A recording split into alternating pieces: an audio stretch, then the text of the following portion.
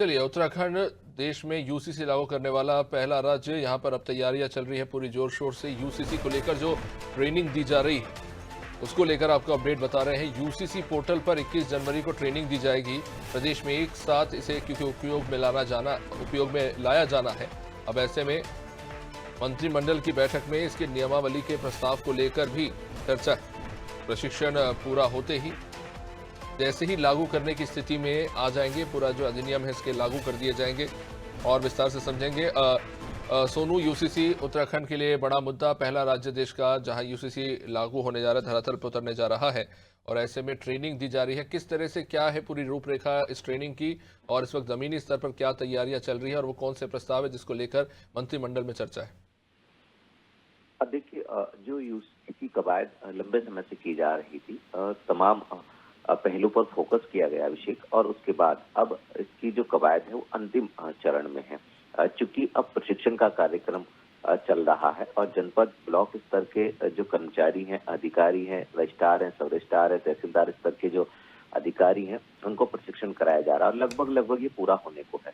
अब 21 जनवरी को एक तरीके से हम कहें कि इसका मॉक ड्रिल जो है वो होना है और सभी अधिकारी कर्मचारी इसको लॉगिन करेंगे और देखेंगे कि तकनीकी खामी आखिर कहाँ पर आ रही है, कैसे जो भी एक आम इंसान इसको लॉगिन कर इसकी सुविधाओं का लाभ या रजिस्ट्रेशन करना चाहता है, उसको कहाँ पर दिक्कत आ सकती है। तो इसको चेक किया जाएगा। चूंकि अब इसको लागू करने की कवायद अंतिम चरण में है, लिहाजा इसका जो अधिनियम का प्रारूप है उसको मंत्रिमंडल की बैठक में भी लाया जाएगा और मंत्रिमंडल की बैठक में अनुमोदन के बाद, उस पर चर्चा के बाद, जैसे ही कैबिनेट की स्वीकृति मिल जाएगी उसके बाद इसको उत्तराखंड में लागू कर दिया जाएगा।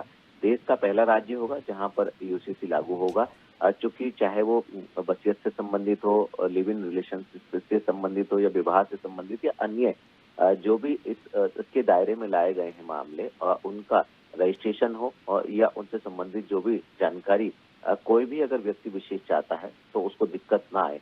और इसके लिए जो आईटीडीए है, सरकार की एजेंसी है आईटी सेक्टर की, वो भी लगातार मॉनिटरिंग कर रही है। वो भी देख रही है कि हजारों की तादाद में एक समय में कैसे जो लोग हैं वो इसको लॉगिन कर सकते हैं और जो है वो इस पर फर्क ना पड़े।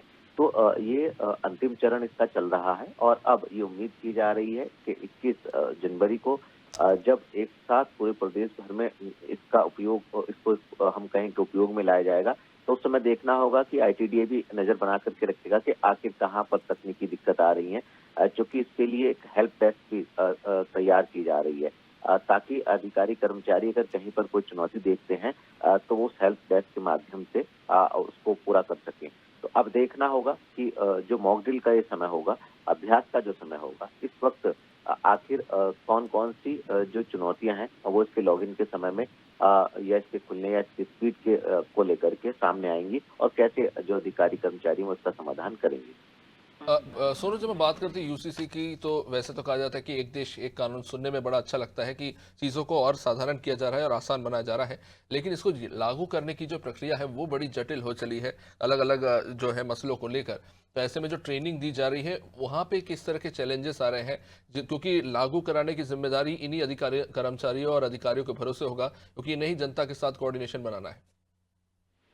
देखिए, ये बहुत महत्वपूर्ण सवाल अभिषेक आपने किया है। ये बात बिल्कुल सही है कि दस्तावेज के लिहाज से अगर आप देखेंगे तो चाहे वो विधेयक का स्वरूप हो, चाहे वो विधानसभा से पारित हो, राष्ट्रपति की मंजूरी हो, या जो विशेषज्ञ समिति थी, वो चूंकि अलग अलग क्षेत्र के लोग, उसमें कुलपति से लेकर सामाजिक क्षेत्र के लोग और उत्तराखंड के पूर्व मुख्य सचिव और एडीजी स्तर के आईपीएस अधिकारी, तो ऐसे समाज के अलग अलग तबके के अलग अलग विशेषज्ञ लोगों को इस विशेषज्ञ समिति में शामिल किया गया। उन्होंने सभी पहलुओं पर समाज से जुड़े गौर किया और उसके बाद इसका प्रारूप तैयार किया गया।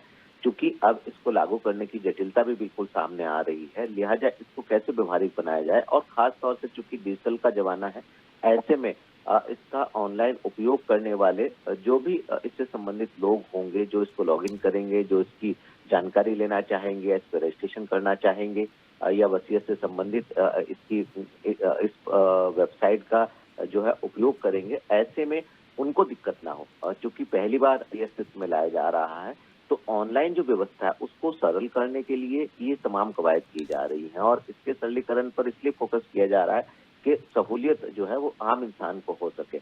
अब देखना होगा ये जो कवायद की जा रही है, ये बात बिल्कुल सही है कि काफ़ी समय भी लग गया और थोड़ा जटिलता से भी साफ तौर पर इसमें दिखाई दे रही है। तो निश्चित इन रूप से जटिलताओं को सोनू, मैं आपके पास ज़रूर लौटूंगा। तो जाहिर तौर पर यूसीसी को लेकर जो है बृहद स्तर पर राज्य में जो है तैयारियां चल रही है। यूसीसी को जल्द से जल्द लॉन्च करने के लिए इसकी ट्रेनिंग भी दी जा रही है। साथ ही साथ जो पोर्टल है उसको भी और व्यवस्थित किया जा रहा है।